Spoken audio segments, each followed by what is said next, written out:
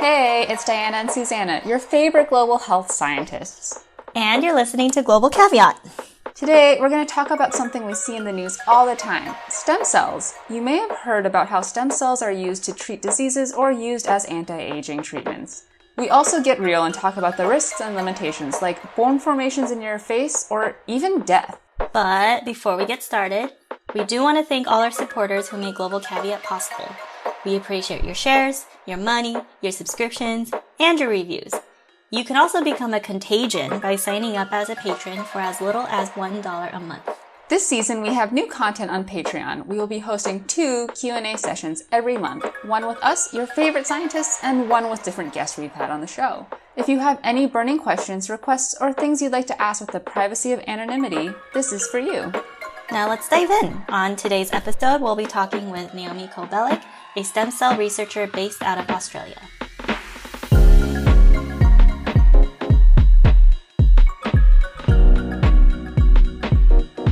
Hi, Naomi.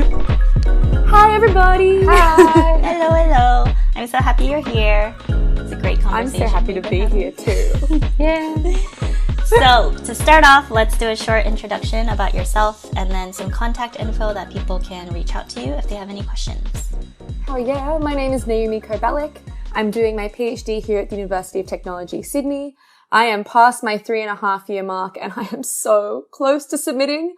So I'm almost there. I'm on the home stretch and I study stem cells. My handles, they're all at Naomi Koh Belic on everything. So ResearchGate, LinkedIn, Instagram is where I live, but I'm still on things like Twitter and Facebook too. Awesome. I like that it's consistent. Naomi Koh Belic for everything. It's a unique name. It's my brand, if you will. Let's talk about stem cells because that's what we're here for today. Hell yeah. We'll deep dive straight in. So stem cells are super popular. You hear about them all the time, but do either of you feel like you really know what stem cells are? No. Please it's weird because we talk about them. Yes. We talk about them so often, but we very rarely actually cover what they are and how they function. So just your real basics, stem cells are defined by 2 things. They have the ability to self-renew, so they can grow and grow and grow. And they also have the ability to turn into different types of cells, meaning they can differentiate. There are all different sources of stem cells. The ones you used to hear about, back in the day were embryonic stem cells. Everyone was like, ooh, embryonic stem cells, so scary. Not that scary at all. But there are some obvious ethical constraints with that. And more recently, you hear more about adult stem cells. So we have bone marrow stem cells, which are in your bone. We have them in your fat. We have stem cells in our blood. They're just literally chilling all over our body. And we're at a point now where scientists can even create stem cells from other cells in your body. So we take something like some of your skin and we can turn those into induced pluripotent stem cells.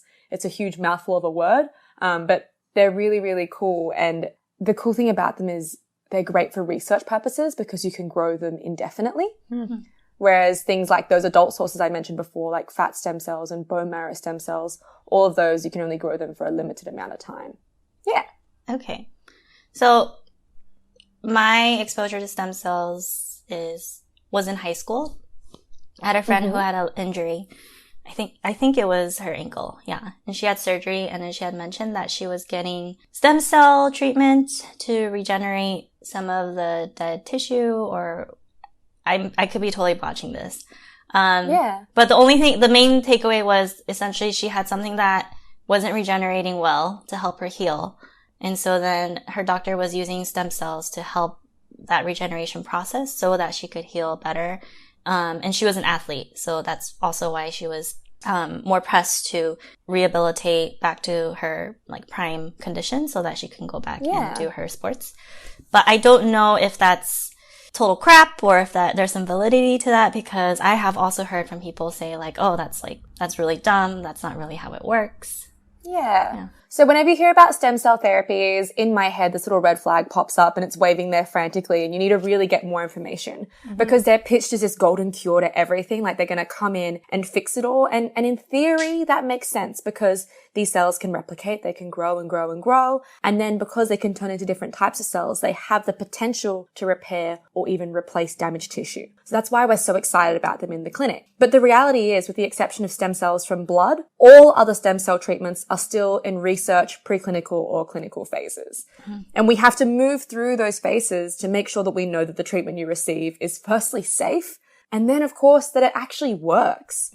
So in the US, there are heaps and heaps of different stem cell treatments you can get, and that's actually all around the world. And majority of the stem cell treatments that you're looking at are actually these unproven stem cell treatments. And I don't blame patients for getting those treatments because, you know, your friend, for example, a doctor would have recommended it to her. If she looks it up, there are clinics probably all around her hometown, maybe one down the road from her. And these are all run by medical professionals. As someone looking at this, there's no reason for you to be skeptical because you trust the medical system that we operate in. But it's just really unfortunate the more you dive into it, you realize there's all these faults. Even as a researcher, you know, I first started because I wanted to be able to cure diseases. I was like, you know, I'm a scientist. I'm passionate about creating change. I want to cure someone's illness. And I thought stem cells were the perfect way to do that. And then the more I started to look into it, I was like, wow, there is so little evidence for these treatments, yet we're moving so quickly to offer them to people. If you want to know, like when we talk about unproven stem cell treatments, there's two ways people look at it. They either think about when you travel overseas, that's your stem cell tourism, or when you get it in your own home country. Stem cell tourism was really, really popular a while ago, and it sounds like, you know, a really fun holiday, hop on your plane, fly over to whatever country, sip on your cocktail, get some stem cells jabbed into you. And that's kind of what it is. There was a particular clinic that's closed now, but it operated in Germany. It was called the Excel Center. And the reason why I like to focus on that clinic is because I'm Australian and we had a lot of people from Australia traveling over there to this particular clinic. This clinic has treated literally thousands upon thousands upon thousands of patients for everything. Like I'm talking diabetes, stroke, you name it. They have a cure for it. I do want to remind you that what we're talking about here are unproven stem cell treatments. So it should really come as no surprise that there were some, you know, very serious adverse events. Notably, they were found to be giving stem cells intracranially. So they were injecting stem cells into the brains of children as young as 10. So we know these treatments we know there's no proof of these treatments working, yet we're injecting stem cells into the brains of children as young as 10. What is that supposed to even, like, what are they claiming that sounds treats? Painful for the kids. It probably was. And there was an 18-month-old child who actually passed away as well at this clinic. Okay. So it's just wild that, do stem cells have potential? Hell yes. Like that's why I'm researching them, and they are these incredible cells. But because we're not following this rigorous clinical process to test that they're safe and that they actually work, it's just so risky, and we're putting so many people through this incredibly unethical system and just exploiting them. And the reason why you see this is because they're extremely financially beneficial for these companies. So in Australia, we have more than 65 predatory clinics offering these unproven stem cell treatments. To give you a bit of like a global perspective, we have the 5th highest number of stem cell clinics per capita. Wow. Yes. So that's actually more per person than you would have, say, in America. But if you were to look at the state of California alone, they have comparable number of stem cell clinics to all of Australia. So it really depends on where you're looking. So is the US number one? No. Not at all. But these numbers are always changing at the moment as well because we have new regulation coming in around the world, albeit a bit too slowly. So it's really hard to keep track of exactly what's happening at this current point in time. But with these 65 predatory clinics in Australia, at least that's what the latest data was saying, it's really concerning because they're treating, again, pretty much everything. And they charge you around 10,000 AUD a pop.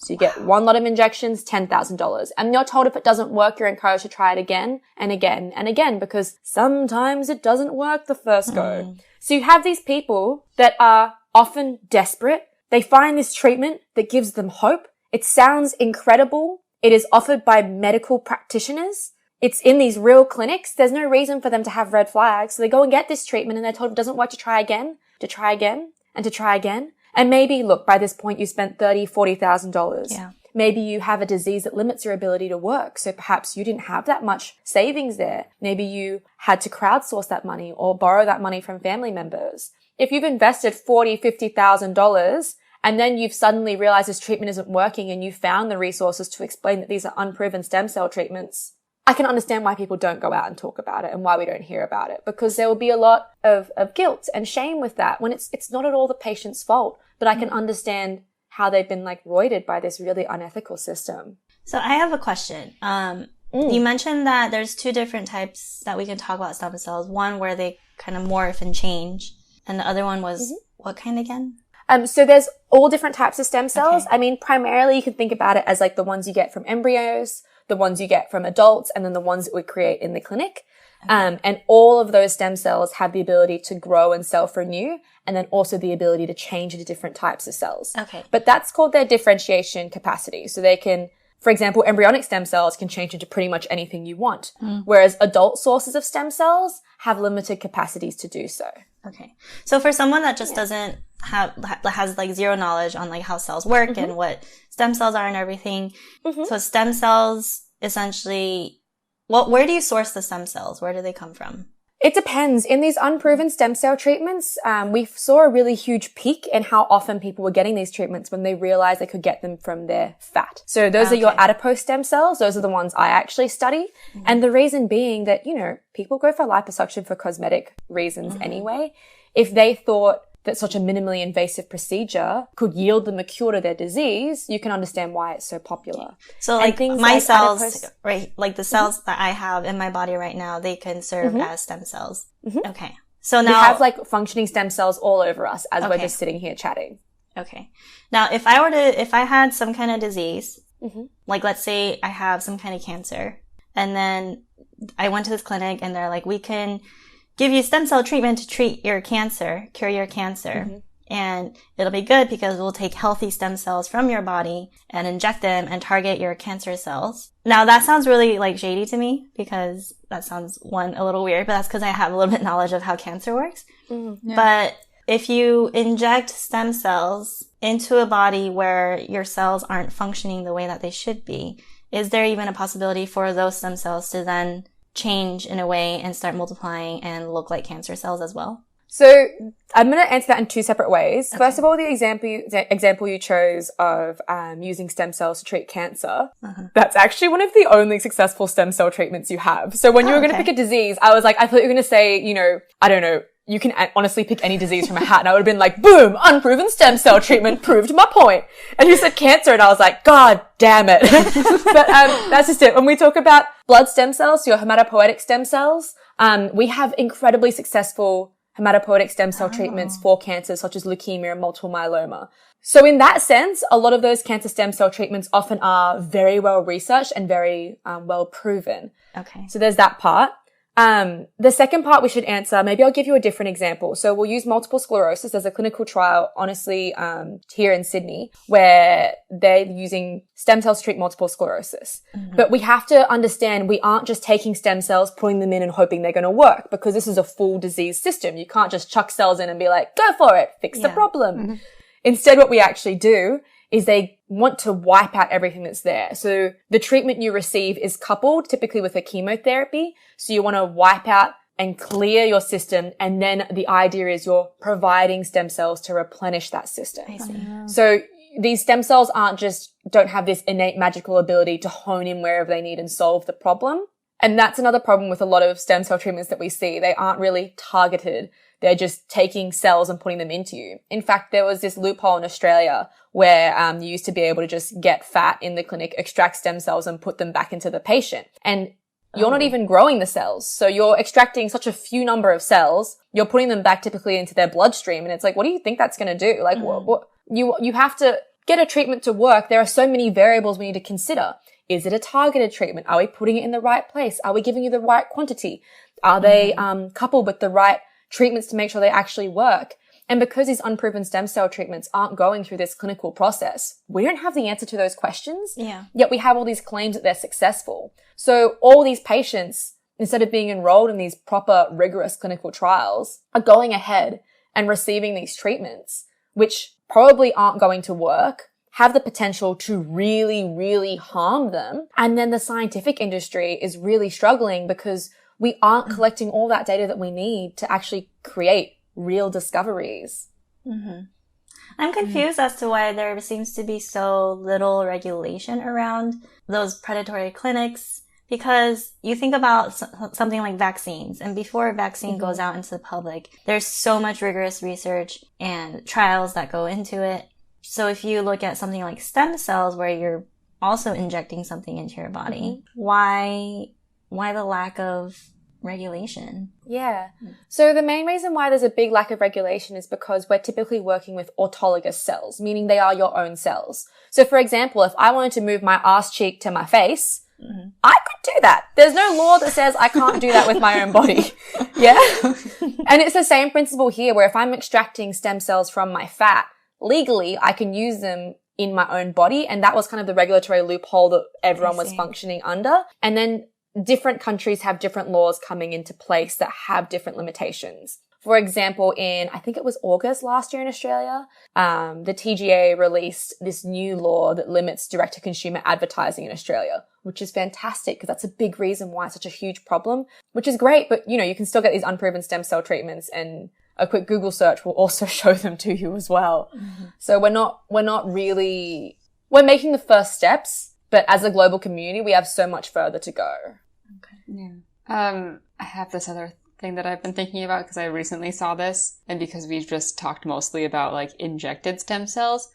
What's up with stem cell facials? Like they're putting it on your face. Have you seen this? It's like that thing where you can get a facial and they have like that roller thing where they like micro blades in your face. They like do a thing where they like centrifuge it and they're like, oh, we like pulled these things out and we're going to put it back on your face and it's going to make you youthful again. It's a load of shit. Okay. We can break that into 2 parts again. So there's 2 different ways people talk about stem cell treatments for facial treatments. Yeah.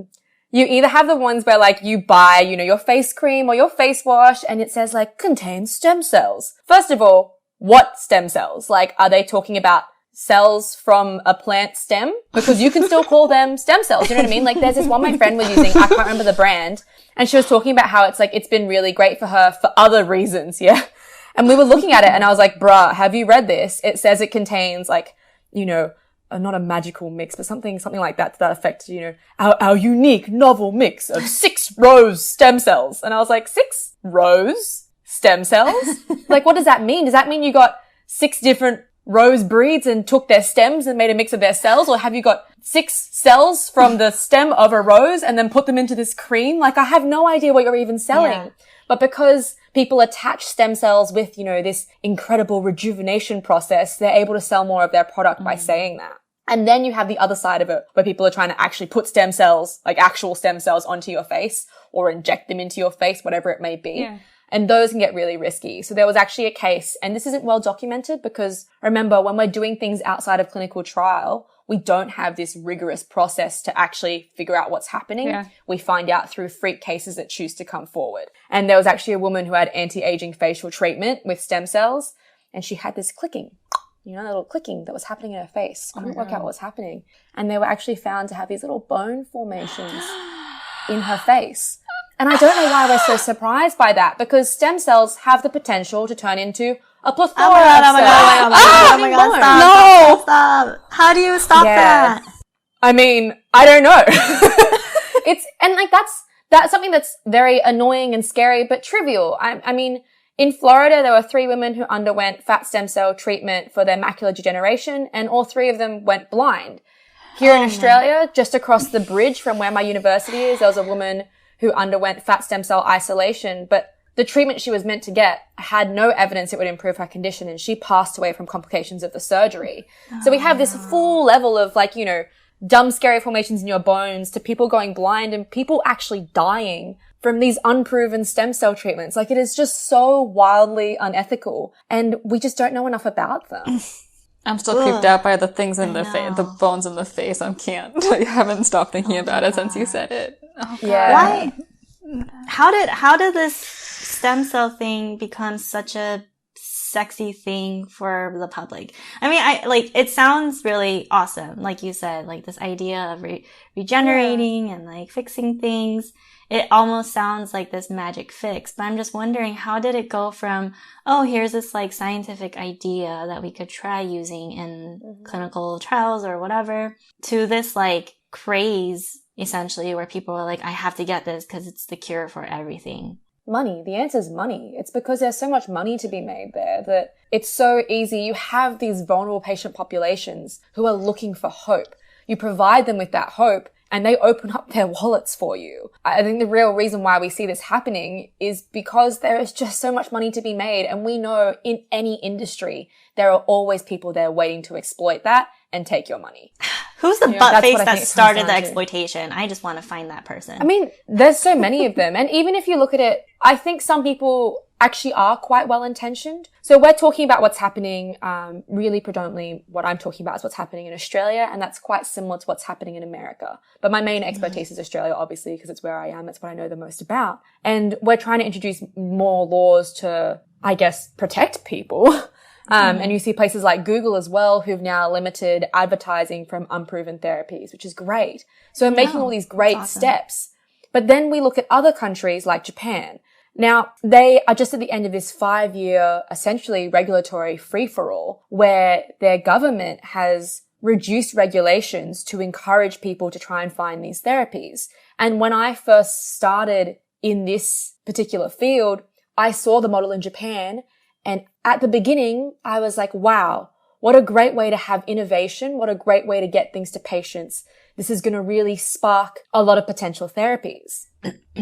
But there is a lot of controversy around that. I mean, obviously you understand how bad unproven stem cell treatments are because I've just been yelling and screaming about it. But I didn't know about that when I first started. I was like, yes, exciting, amazing. And then now when I take a step back from what I understand at this point in my life and look at the system in Japan, it's really concerning because they can really fast track these treatments through this system without these rigorous clinical trials. So after this 5-year free-for-all, Japan now has more than 3,700 stem cell treatments available.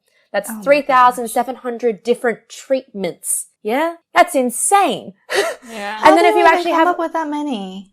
Oh, yeah. So there's different types that they have there. If you look at how they're distributed, more than 3,300. So the main bulk of it is in autologous stem cell therapy. So when you take cells from your own body and they're performing a similar function. And then a smaller proportion, so about 330 of them, are looking at the same thing. So autologous stem cells, your own cells that are performing a different function. That's when we talk about things like, you know, a lot of those adipose stem cell treatments. And there was a quote from a woman that I really looked up to when I first started in this field. And she said, "The law was made for men of good nature, but there are many that are not good." And that's exactly it.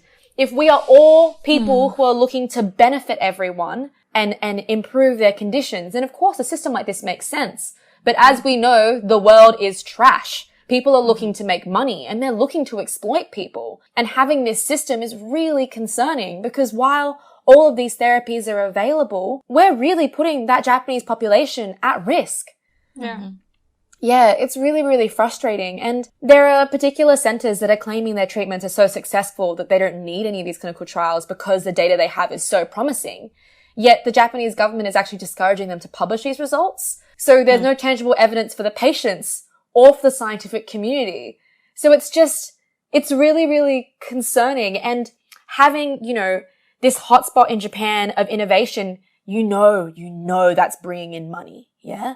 If they offer 3,700 different treatments, people are flocking there. Companies are flocking there. It's now becoming this innovative hub. Other countries, other governments are looking at that and trying to mimic that process because it brings in money. But what is that a cost of? Like what's the cost of that for the patients going through these treatments? It's so concerning and so frustrating. And then we have these two dual systems where we have countries that are trying to encourage more of these unproven stem cell treatments, and then other countries that are really trying to tighten the regulation. And it's hard to introduce more laws when there are other systems that are doing essentially the opposite, where they're deregulating it. Yeah.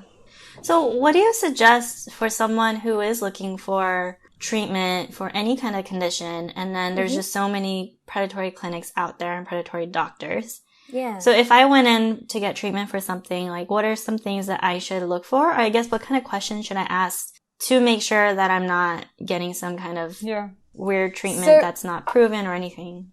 I think the first thing is to recognize that there is potential with these treatments. Like, I'm really ripping on them and making them sound terrible, but there's a reason why I've spent so much of my career and will continue to spend all of my career being a stem cell researcher. And that's because of the potential that they have. I don't want to make people feel like there is no hope because there really truly is. But in order to make sure you're not being blatantly exploited, that gets a little bit trickier. There are good resources to use. So ISSCR, they're the International Stem Cell Society. You can trust their resources. Samantha Yamin, so Science Sam, has some very easily accessible resources on her page that I recommend as well that you have a look at if you're considering treatments. And the main thing to really look for is that if it's not blood stem cells, you want to make sure that it's part of a registered clinical trial through a reputable institution, so like a university. Okay. Or a hospital. That would make sense. So those are the good first things to look for. Then when you get more information on the treatment, you want to look for those negative side effects because all treatments have negative side effects. There are risks. And when we're looking at stem cell treatments, there are substantial risks associated with these therapies. If you have a treatment center going, come on in, we'll cure your disease, red flag, you aren't curing shit. If they're going to say, and there's no risk associated, another red flag, there are always risks associated. So those are some of the things you can start to look out for. But it is really, really difficult to navigate because how are you meant to know what is and isn't reliable information? Yeah.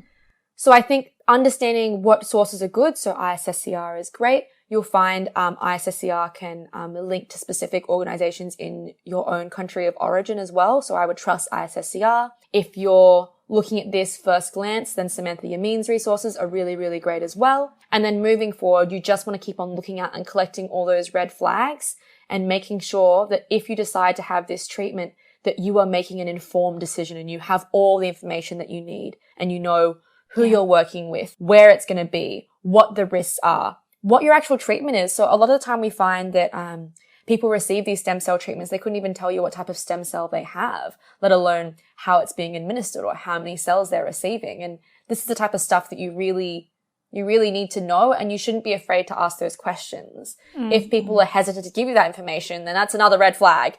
And if you have any number of red flags, I would lean away from those treatments because we don't know if they are even safe, let alone if they're actually going to work. And I often get told, but what if we're so desperate that this is our last resort, it's all we have? We're in this incredible age where we are constantly discovering new things. Medicine overall is incredibly successful. There are lots of treatment options. I think people look at stem cells as this incredible cure, but in reality, they aren't that yet and we aren't there. So even though you might be so desperate you want to try that last resort, what if it makes your condition worse? What if it kills you? We have lots of other treatment options and there are so many different clinical trials you can try and be a part of that may be more beneficial, that have better scientific evidence. Yeah. Yeah, I was thinking about accessibility while you were talking. So for the treatments that do have good research backed up, so we mentioned cancer earlier, certain types of cancers, are they expensive to get? See, I have no idea because I'm very fortunate to be in Australia where we have a really good medical system.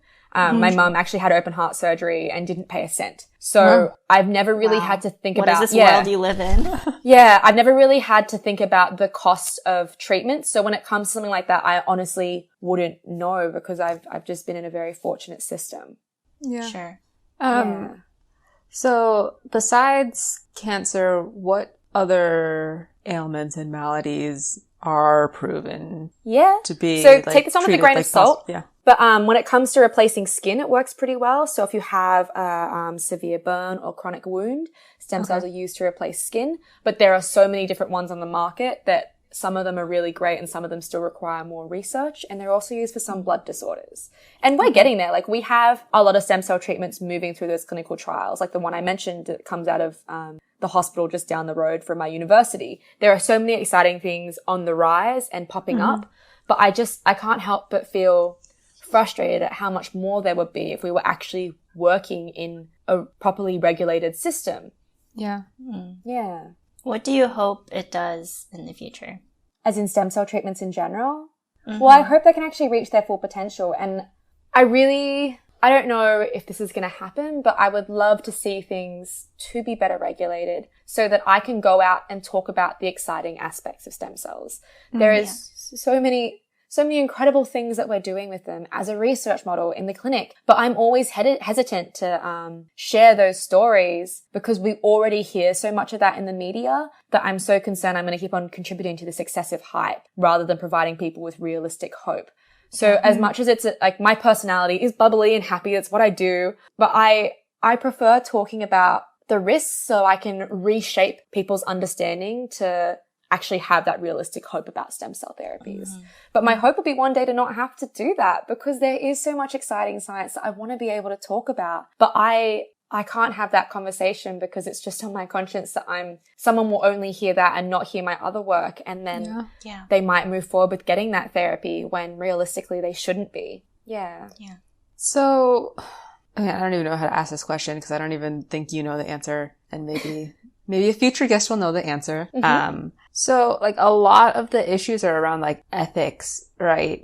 And like, honestly, like how do doctors like even tell me how do they get to the point where they're like okay doing that? Because like everyone has to take the Hippocratic oath, right, where you don't like do no harm, whereas there's like so much potential harm to be done, and clearly there's like so many unknowns where obviously the good can't justify the potential harm. But I think there are doctors who care about the science, but they don't care about the patient. And like, even like, let's talk about this hypothetically, but let's say when I started, like I did, I was really hopeful, wanted to cure diseases with stem cells. Let's say I was in a project where my data was contributing towards treatments and I was like, boom, yeah, awesome. And then at some stage, I started to clock that these were unproven stem cell treatments, but maybe the people who are receiving these treatments were like, wow, I'm feeling better. Like, I think some people just move through these paths where they aren't exposed to the truth. And by the time they notice they're in too deep, that they're just in denial. I like to believe that, okay, there are a lot of trash people, we've established that. But I like to believe that majority of scientists and majority of people are good, well-intentioned people. But maybe you've been in that field and you're in so deep that it's so hard to turn around. And you guys understand this as researchers, you know, when you start to form your career, it's like you're digging this hole, yeah? You're digging in and you're digging deeper and you're digging deeper. And the further and further you go, you're like in this tiny little hole in the ground. If you want to change research fields or speciality, it's damn hard because you know so much about this tiny little area, but so little about things outside of that, that perhaps, and just speaking theoretically, people have been so deep in that hole by the time they've realized they don't want to reshape their career and point out that everything they've been doing is just a load of shit. But it doesn't justify it, but I feel like maybe that's what's happening. And a lot of these stem cell like centers that offer like these predatory clinics that offer these unproven stem cell treatments. Yeah. They're often based off of patients feeling better. So, you know, if you're treating something in your knee, you jab it in, you feel better. Good. The treatment worked. But on the day-to-day basis of the people they're interacting with, they're making people feel better from their understanding their treatments are being improved. So maybe that's what's happening. But like, we know most of that's just placebo. Yeah. But, I could see that. I could definitely see that being part of it. I mean, like my partner, I mean, he told me about a study where patients who have maybe like a shoulder problem or like a knee joint problem or something, and they'll go in for treatment.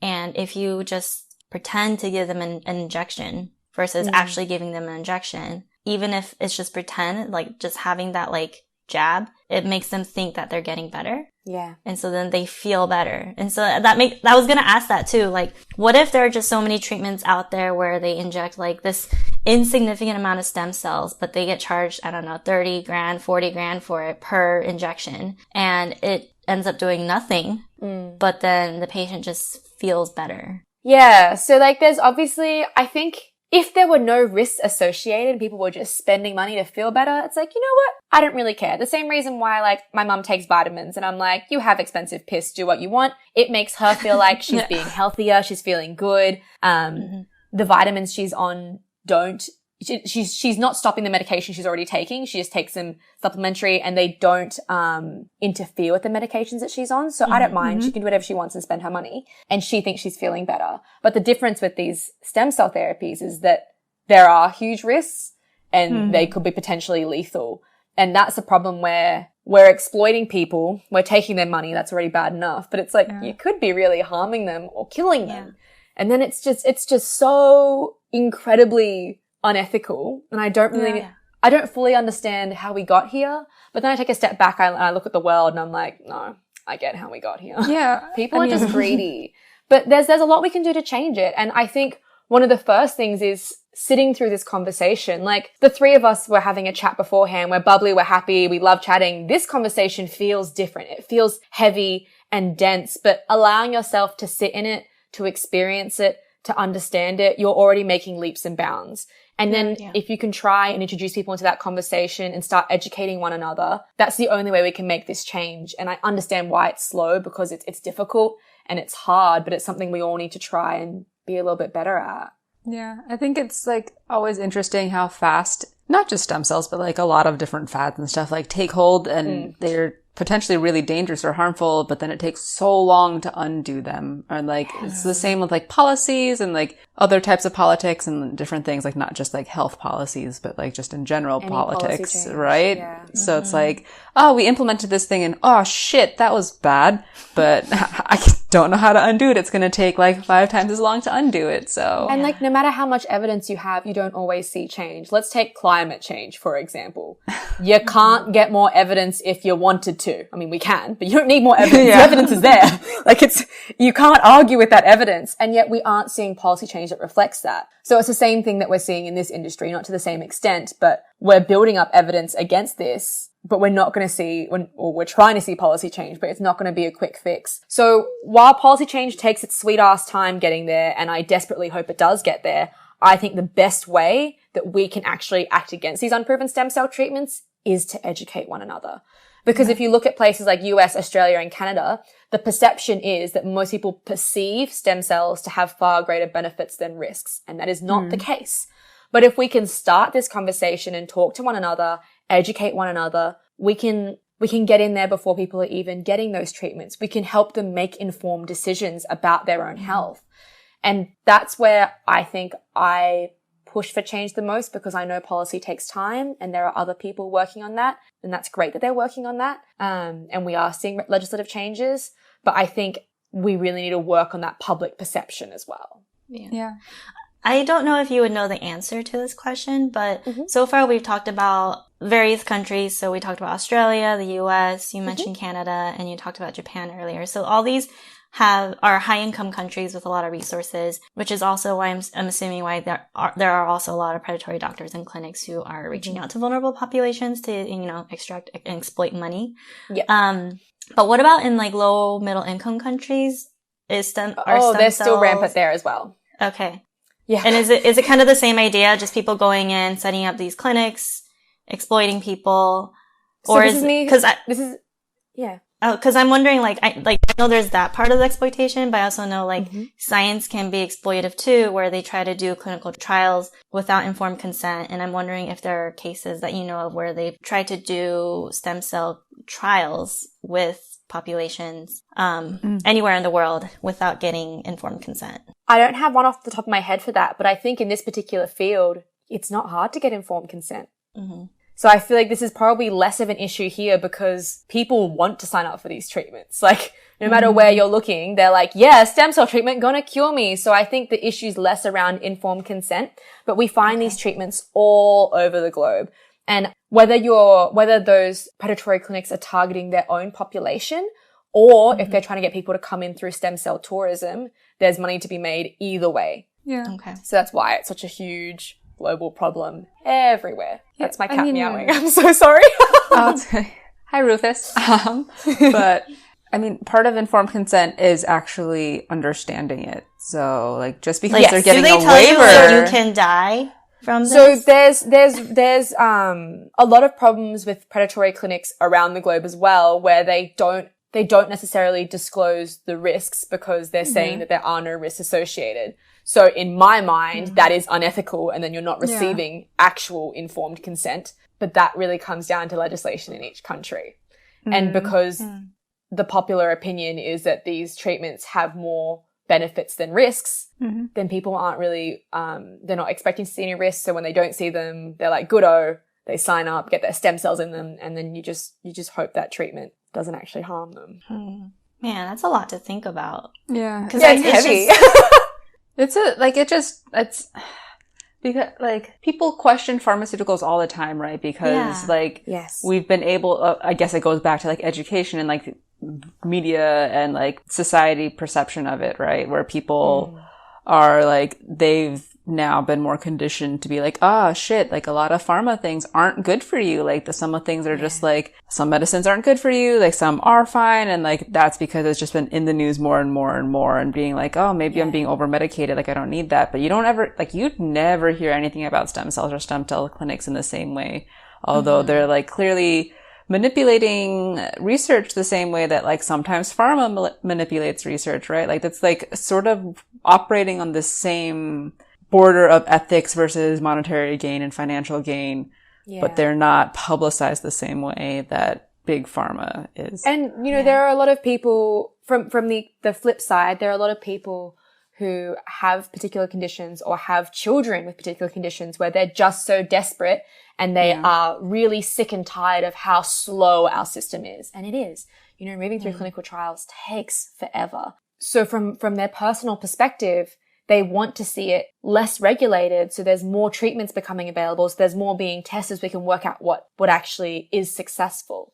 Which I think is the reason why we're seeing such a big push for this as well. So I cannot begin to understand what it would be like to be so ill that I was so desperate for a particular treatment, let alone to have a child that needed a treatment really desperately. So I can't begin to imagine what that would feel like. And I can only really speak about it objectively, where looking at it, I think having less regulations is slowing down clinical success ultimately, and it's just leading to a lot more exploitation. But I can really see from someone else's perspective how they would firmly disagree with that and want less regulation. Yeah. I mean, it's heartbreaking if you think about it, right? If you come to a point of desperation, like you're looking for answers. And like you mentioned earlier, stem cells, if successful and if done well, I think there's so much potential for it. And I think that translates as a lot of hope. It does. So yeah. And we don't want people to lose hope. Like hope is incredibly important. I think it's just about having these hard conversations to try and shift that so people have realistic hope, because they should have hope. Like it is exciting. There is so much potential. It's just a real minefield trying to navigate what's real and what isn't, and all the different risks that you could, I guess, expose yourself to. Yeah. Right. This is like sort of related, but mostly tangential. But I was at a museum, the Whitney in New York, like a month or two ago, and there was this installation that was about people writing messages in a bottle and like sending them out and like throwing them out into sea. And it was like their last hope. Writing to request from a god, I don't remember what god or goddess it is specifically, but requesting for like better health for whoever in their family or like themselves or whatever. And it was like one of those like last hope type of things. And it feels like this is like some of the things are like, this is that, right? It's like targeting the same group of people that like they'll literally grab onto anything, because they're like even at the point where they're like, if I write this message out and like I send it and I throw it into the ocean, maybe that will help me. Maybe that'll help my loved one. And like, well, you'll try anything if you can. It's hard. Try and That's help like the people so that you care sad. about. Yeah. Yeah. Yeah. Like, I can't remember what I was going to say because it just kind of escaped my brain. But when you were talking about how people do things like that, like I think about how my mum flew to Thailand to pray for my auntie when she was ill. And it just kind of, my brain went there, and then I just completely lost my train of thought of what I was going to say about stem cell therapies. But I think the biggest thing is like when we move forward having these conversations, we can't expect people to understand stem cell therapies, because even myself as a researcher didn't know this when I first started, and I'm learning about this as I go on. And these conversations are challenging to have, and you just need to listen and understand where people are coming from, because a lot of the evidence that they can see says that these treatments are viable and that they're safe and that they should be actually getting them. So I think when we approach these conversations, you can't be like, whoa, that treatment not working, terrible. Like even when you spoke about your friend, I was like, yeah, it's an unproven stem cell treatment. But I'm not going to start the conversation like that, because if I shut you down straight away, you're never going to actually hear what I have to say and understand where I'm coming from. And I think because these treatments are so rampant, you're always going to know someone who's received a treatment, or they might know someone else who has, where they think it has anecdotally improved their condition. So I think it's really important to always come at these conversations gently, to talk about the evidence we do have, to talk about the exploitation, and to try to slowly shift that perspective. It's a good message.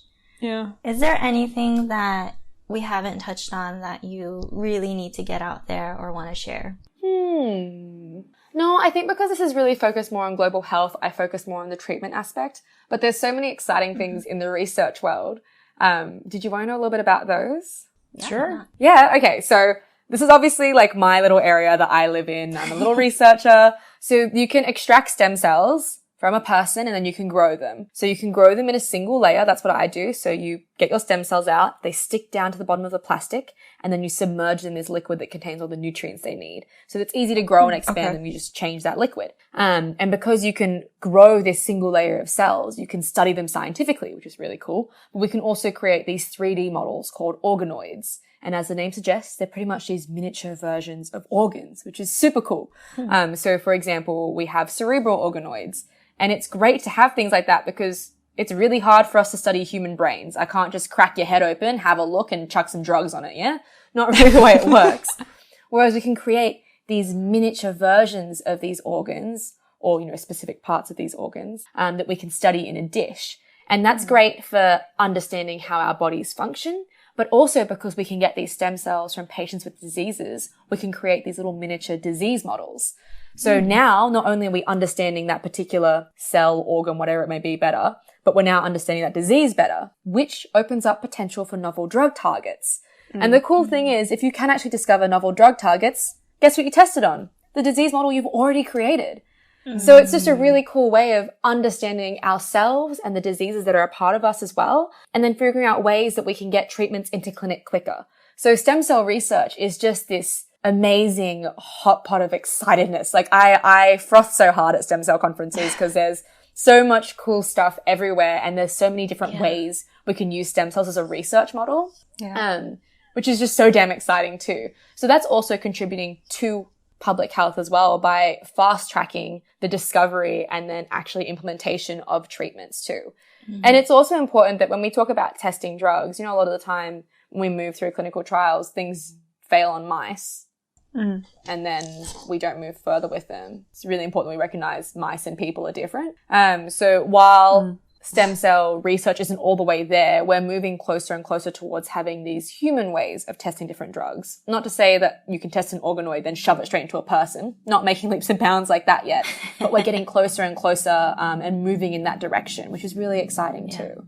That sounds really cool. Just like all these little hearts and brains in your lab and like they're super tiny, but you could like see them with your eye. Like if you look at a layer of cells, you can't see a layer of cells with the naked eye. But these organoids are just big enough where if you look at them, you see that little spot and you're like, oh wow, cool. I don't know why, but I think of those like little, this is going to totally distract from everything that you said that was awesome and amazing, but those little like videos where like they make the mini foods and stuff with like the mini things, and I was just like, oh, like mini organs. Or that person that makes the mini food for their hamster. That's exactly what I'm thinking about. And then I have like next to him is this like little mini lab where I'm like making all these like little miniature organs for the hamster. I'm like, yes, miniature brain, miniature intestines. How funny. It's like a less cute version of that. That sounds really cool though. It is. And it is really exciting. I just wish I was able to talk about all of this exciting stuff without having to have that hard, heavy conversation as well to, balance it out. But I think more people are willing to have that conversation, and I'm hearing about it more and more often. And I think if people have the courage to step into that slightly uncomfortable space to have that conversation with people around them, we can shift that perspective. Yeah. Yeah. And I truly do personally believe that's the, one of the most efficient ways to tackle it, because while we're still slowly moving through and having changes from the top, from the bottom, we can come through and change everyone's perspective so they're less interested in receiving those treatments in the first place. Yeah. But, that's like me saying, let's make everyone believe that climate change is real. It's just, that would be great if that happened. There's just limitations to everything when it comes to science communication. And that's why we need more podcasts like this. We need more people listening to this. We need more scientists talking. Yeah. Yeah. All true. I'm just gonna snap to that 1,000 times. We just all hop aboard the science communication train, like full steam ahead, yelling and screaming. I think it's great. I think it's great that you're having those hard conversations. Yeah. You're very honest about the work that you're doing, which I think is needed more often, right? I mean, especially with something so novel and interesting like stem cells, I think it's easy to focus on the positives and be like, there's so much hope for it, which is true, but I don't think it has to be one or the other. Like, you can be super excited and have hope for it and admit that it's a really exciting field while also having these caveats about, it, but it's also, kind of underdeveloped in some areas, and then there are some risks to it, and then, all these people are exploiting it, and I think you can have both and move forward. Yeah. Well, I think a lot of scientists are encouraged through the ways that we're actually funded to only talk about the good and then to oversell the shit out of it so you get funding from people. It's just, there's so little money, we're so competitive, we want to be like, I'm going to cure this, I'm going to cure that. We're not going to cure shit. Like, if we could shift the perspectives, people are more excited about improved health outcomes, like to improve the quality of their life, that would be so much better than focusing on these cures, because the word cures just really, really like rattles me and annoys me, because instead of people going, oh my goodness, this treatment is working so well, I have a much better quality of life, they're still going, ooh, I haven't removed this disease from me, I haven't cured it. And in a lot of cases, that isn't going to be possible. I mean, maybe one day in the future, but not really in our lifespans for many diseases. So I think I understand why scientists talk that way. It's because of this broken system that we're in. But I think it's refreshing to hear more scientists talking about the pitfalls and really trying to get people excited about what is happening, because they should be. Yeah, definitely. All right, I hate to cut this conversation short, but if you have any more questions, Naomi is going to do a Q&A session shortly after this episode is live, right? So I am. Keep a lookout for that. Yeah. Bring all your questions. There is no such thing as a stupid question. So anything that popped up in your head, just send us a message and let us know, and I'll be more than happy to answer it for you. Yeah. Awesome. Thank you so much for doing that. Thanks for listening, but before you go, I have a question. Have you ever thought about making your own podcast? I know you have, because some of you have reached out to ask how. Well, let us tell you how. It's been a breeze ever since we switched over to host on Anchor. Anchor is a one-stop shop for recording, hosting, and distributing your podcast. Best of all, it's 100% free, we all love free stuff, and ridiculously easy to use. And now, Anchor can match you with great sponsors who want to advertise on your podcast. That means you can get paid to podcast right away. In fact, that's what we're doing right now by reading this ad. Yes, and Anchor is great and simple to use and lets you schedule things out and publish to the 5 million platforms, which is how you can find us everywhere. And just a side note, we use Anchor to host, but we record and edit separately. But anyway, to see what the deal is, go to anchor.fm/start and join us and the wonderful other people podcasting here in this community. And that's the episode. Thank you so much, Naomi, for talking with us. As a reminder, you can reach her at Naomi Koh Belic on every platform ever, whether that's Instagram, Twitter, ResearchGate, her website. And we have so many resources for this episode, and they can be found on the website as well as the transcript. As a reminder, if you have any questions, you can always reach us at globalcaveat@gmail.com or on Instagram and Twitter. Thank you to all our listeners and supporters for helping this podcast run. And a special thanks to Cordell Glass for producing our music. Thanks for listening.